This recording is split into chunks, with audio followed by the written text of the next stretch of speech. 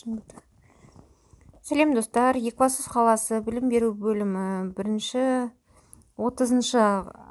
сәуір күні мынандай ақпараттар жариялайды.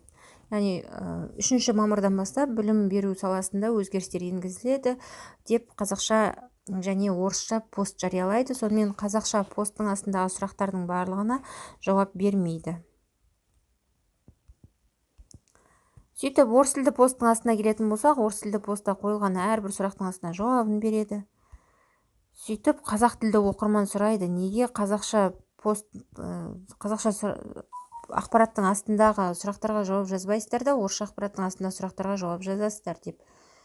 Мен орысша мүлдем түсінбеймін, маған қазақша жауап беріңіздер деп жайна Ж деген адам жазады. Олар оның барлығын үн-түнсіз қалдырады. Сөйтіп, қазақ тілді оқырманның құқығын шектейді. Яғни, бұл кісілер ұлтаралық араздықты туғызуға себепші болып тұр. Осының салдарынан түрлі жағдайлар орын алып, ұлтаралық араздық туындауы мүмкін. Сонымен қазақ тілінде жауап ала алмай құқығы шектелгендердің қатарында мен де бармын. Мен оны аламын да пост қылып парақшама саламын, белгілеп жазамын, және оның қандай Қазақстан Республикасының заңдарында қандай баптармен қаралатындығы туралы ескерту жасаймын.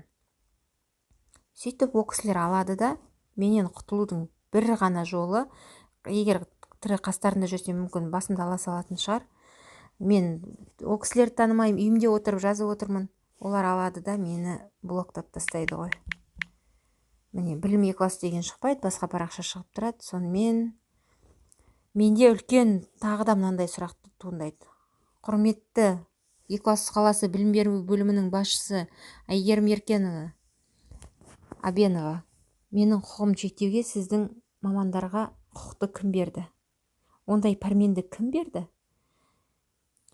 Құрметті ғылым және білім министрі Асхат Аймағамбетов, Екібастұз қаласы білім беру бөлімінің мамандары маған тілдік шектеу көрсетуге және қазақ тілді оқырмандардың құқығын шектеуге және мені ақпарат алу құқығымнан айыратындай оларға құқықты кім берді? Осы сұрақтарға және білім бөлімі қалалық әкімдікке бағынатындығына сүйене отырып, қалалық әкім Ардақ Қаңтарбаев мырза, бұл кісілерге тілдік шектеу жасауға кім берді? Құқықты кім берді? Қаламызда аяғын тең басып тұрған жарнама десек те, қазақша қызмет алатын жер десек те, қазақша тіпті білім бөлімінде қазақ топтарына балабақшаға баратын балалардың барлығы орысша сайрайды. Осындай қазақ тілге немқұрайлы қарайтын басшылық, сіздер қашан дұрыс жұмыс істейсіздер? Қашан біз қазақша қызмет алып, қазақша ақпарат алып, жүрген жерімізде балаларымызды қазақ балабақшасына беріп, балаларымыз ол жақтан қашан қазақша сөйлеп шығады?